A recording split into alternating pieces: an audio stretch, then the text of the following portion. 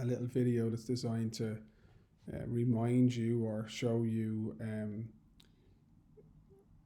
the important steps for writing a successful essay in response to the comparative tasks. Okay, so hopefully I'll do this pretty quickly, and you might find it useful.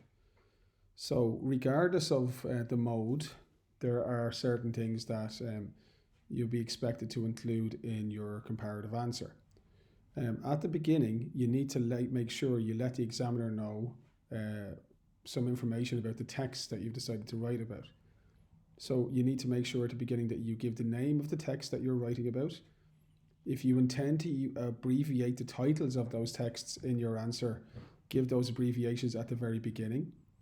Name the author or director of the text that you're going to discuss, and I think it's a very good idea to mention the genre of the text. So is it a play?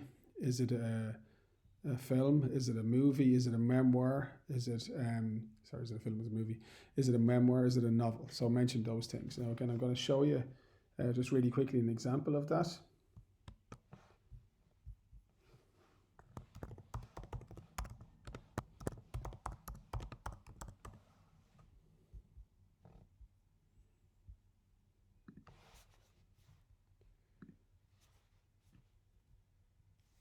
So you see here, just write down, when you go into the exam, write down, excuse me, at the top of a new page, comparative section, write down the mode, so for example, cultural context, then write down the number of the question, don't write the whole question out, and then just write down in a list form the name of your texts with the abbreviations, the genre, and the name of the writer-director. So that's a very good way of delivering that information to the examiner. Now you can do that in paragraph form. There's no problem with that whatsoever. I don't think it's a very efficient way of delivering the information, but once you make sure you give that information at the start, that's a basic requirement. Okay. Don't forget opening paragraphs. In English there's always different opinions, and often they're very strongly held. I don't think they need to be. What we should all be doing is trying to give you advice that helps you make this task a little bit easier, or helps you navigate your way through the task. For me, opening paragraphs should be, if you're going to write them, and I do think you need to write one or two sentences which present your thesis or your response to the statement in the question. But the most important thing with an opening paragraph is keep it really short and make sure it's question facing. Don't write what you're going to say, in this essay I will discuss. Just, start discussing, just get straight on. So for example, here's a question that was asked a number of years ago on the cultural context. It's a first part of an A and B question. Sorry, just having a drink of water there. The A and B question is always one that students like. This year in 2021, a number of you won't be able to answer the A and B question because you will have decided just to answer on two texts, as you were permitted for the standalone 70 mark essay. But if you are going to, don't forget, answer the A and B question, you need to have a third text, and you'll answer on the first text in part A, and then your comparative phraseology and skills will kick in part B. But part 1A here says, identify and discuss two aspects of cultural context which you believe make a significant contribution to the level of social division or to the level of social unity evident in the text in your comparative course, in one text. So you don't write about both. It does say or. So it's very important that you play by the rules of the game, and it says or, so you got to pick one or the other. So here's a very good example of a really bad opening paragraph or opening section. When I was thinking about this question in preparation for writing this response, I had to consider which text to choose, and upon deep reflection, I have decided to pick the amazing film Trading Places, which was directed by the supremely talented director John Landis. Now that's terrible.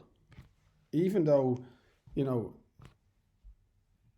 punctuation and the grammar is pretty much correct, the sentence is far too long. It's not question facing. It doesn't mention social division. It doesn't mention social unity. It engages in patronizing hyperbole. The amazing film Trading Places. I didn't ask you if it's amazing. The supremely talented director John Landis. Give us a break. We don't. You're supremely talented. You're not Goneril and Regan here trying to flatter Lear. Just that.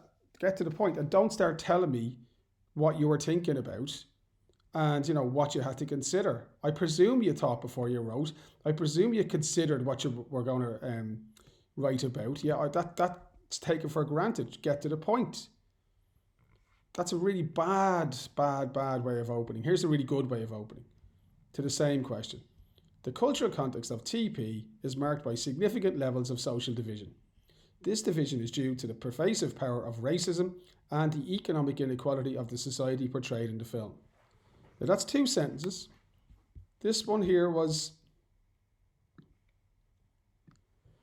45 words long. This one is 34 words. And yet this is a million times better than this one. They're both short, great, that's grand. But this one here references the mode under discussion when it talks about cultural context and society.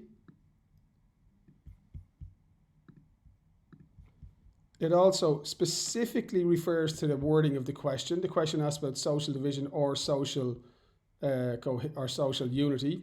You've shown you're going for division, and then it indicates the 2 elements of the cultural context that you're going to deal with in your answer: racism and economic inequality. So that gives me a good heads up as to the points that you're going to make. You're not writing, and in this answer, I will talk about racism and I will discuss economic.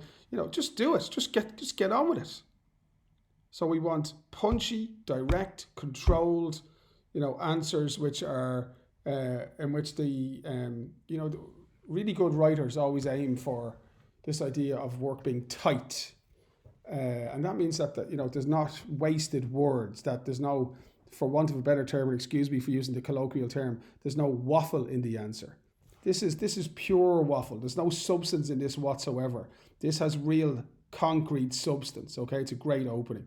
And the reason you can say TP is because in the list you've said question, comparative question, cultural context, question 1, part A, selected text, Trading Places, TP, a film directed by John Landis. So you've given all that information there. Okay? When writing a comparative essay, try not to be over ambitious in the number of points you make. So what do I mean by that? I mean, if you have studied, and most of you have excellent teachers, and most of you have done good work, and you know a fair bit about the cultural context, and you might be aware of racism, you might be aware of economic inequality, but you might also be aware of gender as a part of the cultural context, or religion, or class differences, or access to education. There's a whole load of things. The importance of family, the role of friendship in the society. There's a whole load of things you can bring into cultural context. But the problem that I think a lot of people have is because they know those points, they make those points. And their work isn't selective enough. And of course, if you're trying to make 5 or 6, 7 points, what you're not doing is giving yourself enough time or space to develop any of those points. So in my opinion, the best thing you can do when answering a question, whether it's on vision and viewpoint or theme and issue or on cultural context, as long as that question works for you and as long as you've thought very carefully before you put pen to paper about how that question works for you and fits with the material that you've prepared, don't try to make more than, I'd say, 3 good points in your essay. If you make 3 good points in your essay across a series of interconnected paragraphs, that gives you the space to think and properly explain. Don't forget, the Leaving Cert is an exercise in critical thinking. And at the heart of that is not making points, but making points, substantiating those points with evidence, and then explaining or contextualizing why those points are relevant to the question under discussion. Students find that contextualization part, that explaining why it's relevant part, really hard, and yet it's the most important ingredient in success if you're aiming for top grades. Obviously, there's loads of ingredients. You have to be on the question, okay? That's taken for granted. You have to be able to support the point you're making with direct reference, whether it be through quotation or key moments in comparative. That's almost taken for granted. You have to plan your essay out and have sequencing, because if you don't, you're ignoring the marking scheme and the coherence of delivery. You have to try and write in language which is clear and controlled and grammatically correct. There's an element of, if you don't do that, well, how can you expect to score well? But those are things that will all get you, your H4. How do you go beyond the H4? You show an intellectual curiosity. You show a willingness to think, a willingness to engage, a willingness to, or an ability to articulate your points clearly. And if you don't do it, you're not going to score as well. So make fewer points and break your structure perhaps up into your points into A and B, or even A, B, and C sections. So if your first point is on how, for example, racism contributes to social division, and you're going to write this is a 30-mark question I was looking at there, but say that was a standalone 70-mark essay, then in your first part you write a paragraph on racism leading to social division in text 1, compare that to racism and social division in text 2, then in paragraph part A, then in part B, indent or skip a line. Some teachers will tell you must indent, others will tell you must skip a line. What a load of nonsense. Just paragraph. Okay, just paragraph. In part B, then maybe talk about the third text if you're going to bring a third text in, and then really give yourself space to write 3 or 4 or 5 or 6 sentences of contextualization.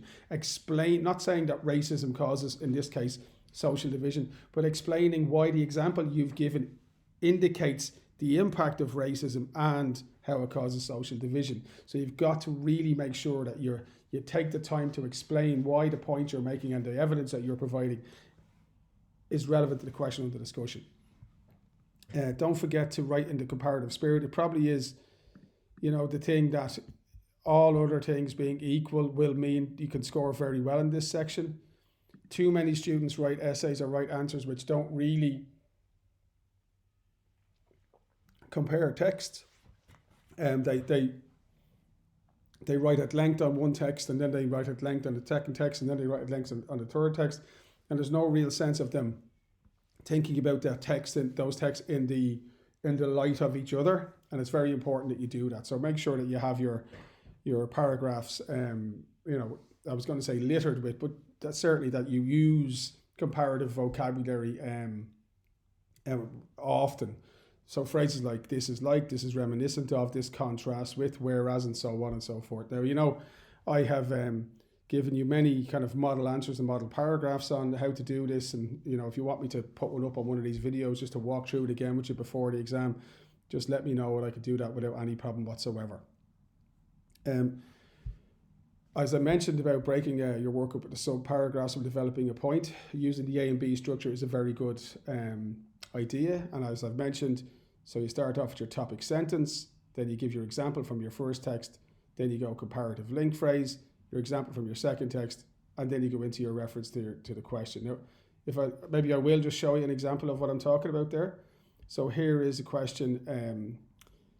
The question is on how an aspect of cultural context can lead to a character to feeling happy or successful, and you're allowed to talk about the same or different aspects. So here we have an example in which we're dealing with The Tempest, a play by William Shakespeare, Persuasion, a novel by Jane Austen, and Pride, a film directed by Matthew Warchus. So here we have a very brief question-facing opening. All 3 of the societies depicted in my comparative texts feature significant examples of prejudice. So that's what this section of the essay is about. That's the aspect of the cultural context that you're dealing with here, that you're saying impacts in all 3 texts on the character's ability to be happy or successful.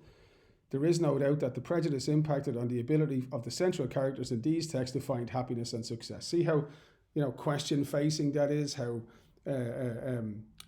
tight it is. There's no waffle. It's just you're saying, look, yeah, there's no doubt whatsoever that my texts all feature prejudice, and there's no doubt that that the presence of prejudice in all 3 texts impacts on the character's ability to be happy. So that's very, very good. That's controlled. That's nice.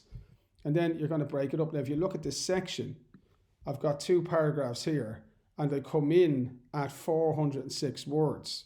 Okay, 406 words across the sections there, just close to 400 words for the 2 paragraphs. Just let me check that. Actually, maybe I have that count wrong. So that one's saying what? 189. And this one is saying 172. So that is less than 406. Maybe it's the whole lot I did 400. Sorry, I'm just waffling now. Yeah, so it's actually because I included the opening. Okay, so around 400 words, which is, just under a little bit less than half of an essay, okay? So I'm talking about prejudice in all three texts. I just want to show you the structure very quickly, again, reminding you. So I start off with, I've got my topic sentence up here in my opening paragraph. It's about prejudice. I start off with text 1, so that's pride, okay? Is a film about being gay in 1980s Britain. The homophobia, that's a form of prejudice, and hatred faced by the gay community in this cultural context are vividly portrayed. Joe, he's the character I've picked, because the question asked about the character, is forced to hide his sexuality from his parents, and when they eventually discover the truth, they attempt to lock him away from his friends and his community. His brother-in-law, the boorish and prejudiced Jason, calls AIDS anally injected death and is delighted with his joke. Now, if that horribly offensive comment doesn't show you that this is a prejudiced society and doesn't show you how difficult it must be for someone like Joe to come out as gay when he's surrounded by that level of ignorance, well, I don't know what does. That's an excellent example of preparation. That candidate has really done a good job picking out a key moment, showing how the prejudice in the society, in this particular example, homophobia, affects Joe. But you don't go on about that. Okay, you don't keep going on about that. Now you switch and show a contrasting or a similar event in another text because you're writing a comparative essay. This is similar to the treatment of Caliban in The Tempest. So you've got Joe and now you've got Caliban. So Caliban, you're saying, was similar. Prospero describes him as a savage and deformed slave. He's a native of the island on which the exiled Prospero now lives, and as a non-Christian, non-European, he's oppressed and enslaved. So there we have somebody who experiences prejudice based on his race. He's not a Christian, he's not a European, and therefore he faces discrimination in the same way that Joe faces prejudice because of his sexuality. His misery is captured in the powerful moment when he snarls, "You taught me language, and my profit is I know how to curse. The red plague rid you for learning me your language." So 4 sentences on text 1 with a comparative phrase. 3 sentences on text 2 with a comparative phrase here. Now join them together. Here we have 2 men, Joe and Caliban, who are simply different. As a consequence, they are subject to discrimination and prejudicial treatment, which makes their simple human desire for happiness seem an impossible aspiration. So that's a lovely bit of context at the end, tying the 2 texts together, showing how that particular aspect of cultural context impacted on their ability to be happy. That's very, very, very good, relevant, informed, clear, contextualized writing. But if you were to bring a 3rd text into that then, that would make the paragraph way too long. So this paragraph's already coming in at 189 words. And by the way, I would have no issue with you doing this. I would have no issue with you going short paragraph text 1, comparative phrase text 2, short paragraph text 2, comparative phrase text 3. That's fine. But certainly I would have an issue if you did this. I would have an issue if you presented me with a paragraph that is 360 words long, which would amount to what? The guts of nearly 2 full pages of the answer booklet by the time you've written the whole thing out. I would have a big problem with that because that would indicate a lack of ability to structure your work in a coherent manner. So that's what I mean by the A and B structure. So there's text, again, to go back to the map. So part A, topic sentence, that was about prejudice. Example from text 1, that was from pride. Comparative link phrase into example from text 2, that was The Tempest. Reference back to the question. Part B, introduce text 3, which was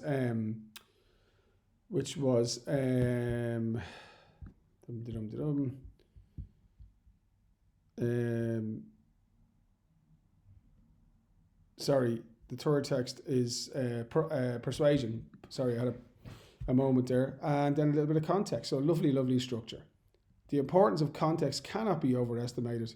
The examiner wants you to explain your points in a calm, clear, and logical fashion. Don't say something is true if you're not going to explain it's true. Don't say this impacts on your chances of happiness if you're not going to try and explain how. Okay? Okay. When answering a comparative task, you are writing in the language of argument, you must not forget. This means you must provide evidence in support of your points, so key moments and quotation are vitally important, okay? Now, don't forget, you can write an essay and do perfectly well just with key moments in comparative. I have this thing where I think throwing a couple of quotes in, showing the effort that you've made to have the quotes ready, makes an essay better. Final thing to say about writing an effective comparative essay, never forget the following things. Please don't fall into the trap of learning off essays and then regurgitating them and ignoring the questions. You might as well leave the page blank, right? That's a big mistake. So your work, you can be very well prepared, but you have to be thoughtful and you have to think about how the material that you have prepared fits with the demands of the particular question of the discussion. If you just try and regurgitate rote learned material, it is not going to lead to success. Try to support your points with original evidence. In other words, have read the texts, picked out your examples you want to use yourself rather than have been told to by somebody else. Like if a teacher gives you an example, don't necessarily use that example. Use that as a starting point to go and find your own example, because there's nothing better than an essay in which you really get a sense that the kid, the candidate, the student has really engaged with the text themselves. Make sure your essay is coherent, contains a structure. Reread after each paragraph is a basic rule for everything in English to ensure it has done its job. In other words, that you fully explained the point you wanted to make before moving on. And when you're writing a conclusion, remember, conclusions only matter in terms of coherence of delivery. Keep it really, really short and just reiterate the main points you made at the beginning of your essay. So there you go. There's a little video reminding you of the key elements of how to start a comparative essay, of what to do in the structure of the paragraphs of your comparative essay, and to the importance of explaining your points and backing it up with evidence. I hope you found that useful.